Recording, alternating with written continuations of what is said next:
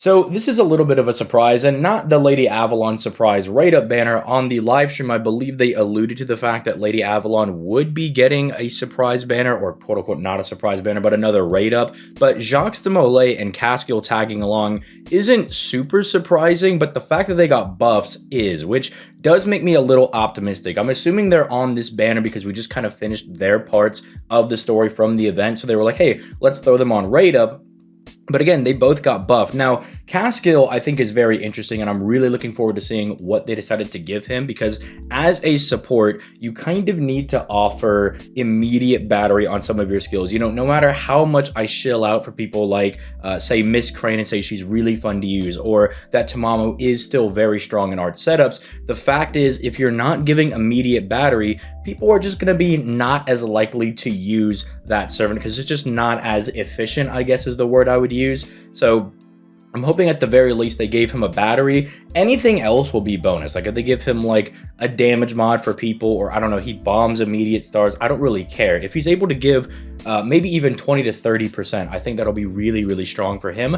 Jacques de Molay, I'm very confused on like why they gave her a buff, because as far as I'm concerned, she's not like bad at all. She's still up there as far as quick AoE servants goes. I know there's been a little bit of power creep, but she's still viable. You could still use her. Sure, someone like Rikyu might be better, and Dante's also might just be better after he got his buff, but maybe that's kind of the logic behind this. They're like, hey, we're going to throw her up on rate up, and we know that there are some better quick AoEs out there. We need to kind of sell this servant. So I'm looking forward to see what they went ahead and gave to Jacques, because again, as far as I'm concerned, she's already a really good servant. And again, I'm going into this blind because especially on JP related things, I'm just like you guys, I like to see what's going to go on. I like to be surprised.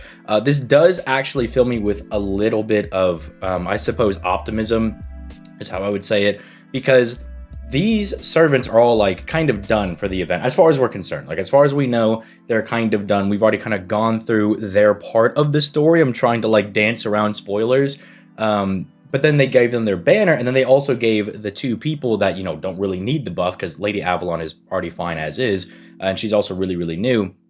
They gave these two guys buffs, so I'm hoping that as we start to go through the event and we clear more of the story beats, I guess is how I'll say that, as we kind of clear through some of those, I'm hoping if they're going to throw more banners out there that they do actually go ahead and buff some of these servants, because that would actually be really, really nice, and then just make this a very good event, because I think events, you know, they last for like 2-3 weeks, it's whatever, but I think the like general quality of the event, or how fondly they're remembered, is based on like, did we get like a bunch of costumes? Is the free-to-play really good? Did we get a lot of buffs for servants? You know, was the farming really annoying? Was it like Summer 3, or was it like Grail Live? Because Grail Live, I'm not gonna lie, I just pretty much mopped the rest of it up in like the last 2 days. It was really, really easy to do.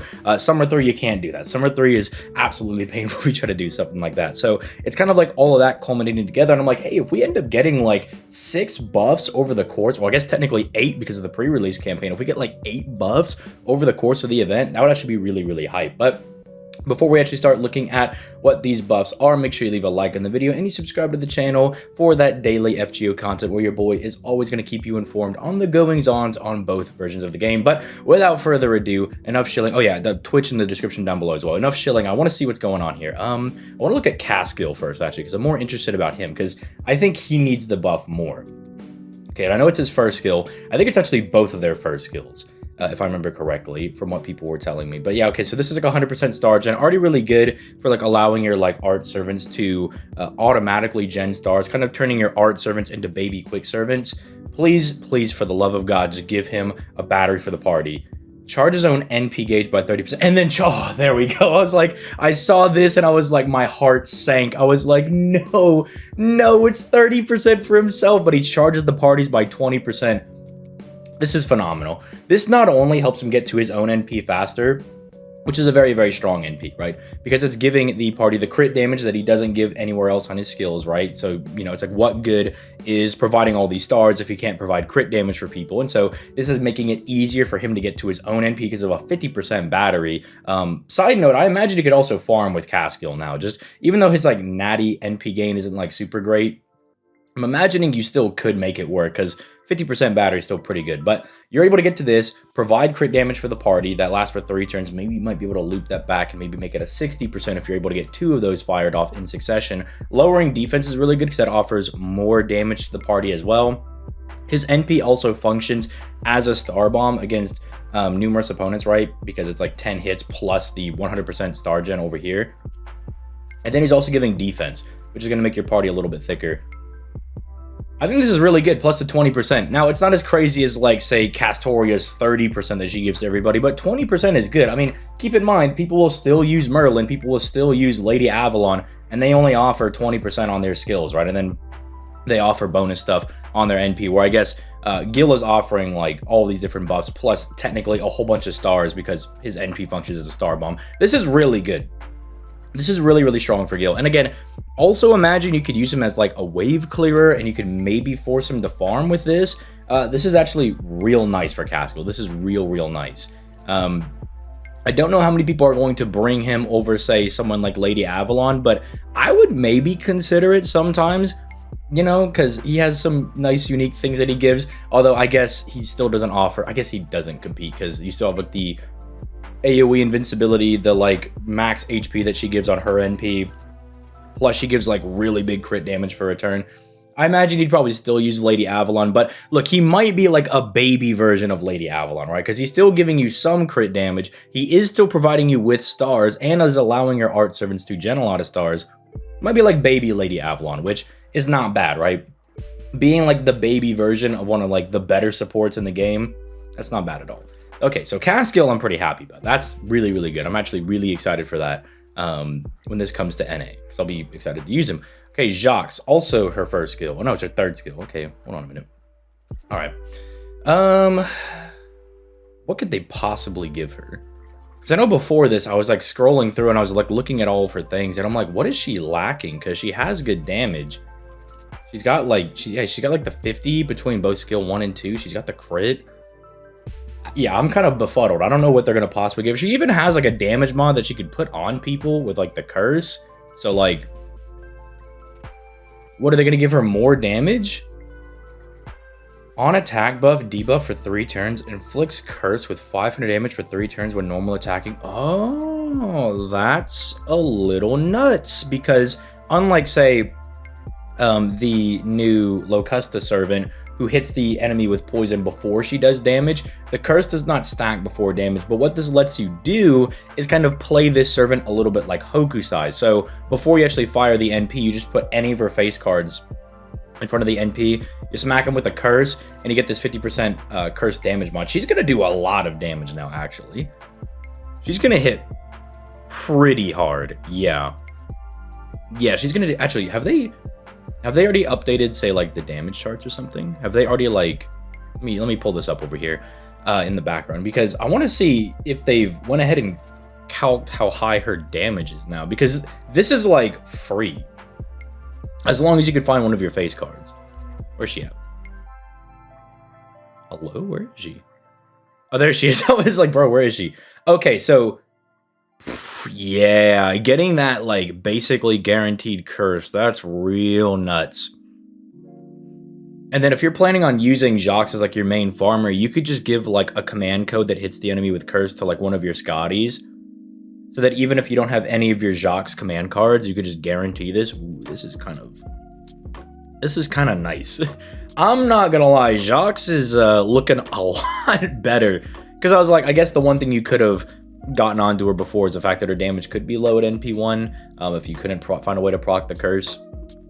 But now the fact that she just has this, it seems like a very small buff, right? It seems very, very small, but the fact that she's just able to hit them with curse and then is able to smack them with her NP, ooh, yeah, and like she's stacking and everything. She's gonna look real good over the course of like 3-turn farming. Yeah, these are some nice buffs. These are definitely very, very strong. If they wanted to sell Jacques to people, I don't know if you're going to use her over like, say, Dante still. You might still end up just still using Dante's over here, because Dante still just does really good damage with his attack buff up. He's still doing really good damage, but then again, she's going to out damage him by the course of 3 turns, because she's already starting off as strong as Dante's, and this is with just 1 stack of the NP. She's going to get 2 more over the course. of like a 3-turn farm. No, like actually Jacques is kind of crazy. Wait a minute, she's kind of nuts. I'm like, wait. I was like, no. Jacques is actually like really good. I'll have to think about it a little bit more if I actually like her over Dante's, because Dante's still does have that massive NP gain buff that really helps him out with farming. Plus he did get the battery as well, so I'm not sure. But like, then again, this is free damage for all 3 nodes. Dante's only has this level of damage, like this attack buff for 1 node, because his attack buff is for only 1 turn. So I might like Jacques more than Dante's now. What about Rikyu? See, the problem, okay, so Rikyu, like, her damage, like, it doesn't look as good, right? Because she's a berserker, right? So her damage numbers look really low, but she's also super effective against everybody, right? So this is actually higher than what it looks like. Yeah, but even then, like, even with the man attribute thing, Jacques is going to overtake that in, like, by wave 2 or wave 3, because she's already at 32. She's like right under that already. Yeah, I don't know. Yeah, Jacques is actually, the more and more I'm thinking about it, the more and more I'm convincing myself that Jacques is actually kind of nuts now. This is actually like really good. Because like if like that was her damage already, if it was just the 32k, that's already like rather nuts. But the fact that she's also stacking damage over here, she's getting stronger as she fights. That's a little nuts, right? Like, that's a little nuts. Plus, she's got the built-in 50%. I mean, the only thing that I guess she's lacking is, like, an NP gain buff. But NP gain isn't as detrimental to quick servants now because Ruler Scotty exists. And you get that extra 30% quick buff with double Ruler Scotty. So that definitely helps out quick servants a lot because they're getting extra NP gain on their quick cards. How many hits do you have on your NP again? 5? I'm gonna need to play around with Jacques a little bit. I'm gonna need to play around with this servant just a teeny bit because she's looking a little nutty. Let me know your thoughts in the comments down below. I think Caskill definitely becomes like a very solid, I guess, budget option as like an art support servant. Definitely a good budget option. Like, not to say that he's bad. I think this makes him very, very solid.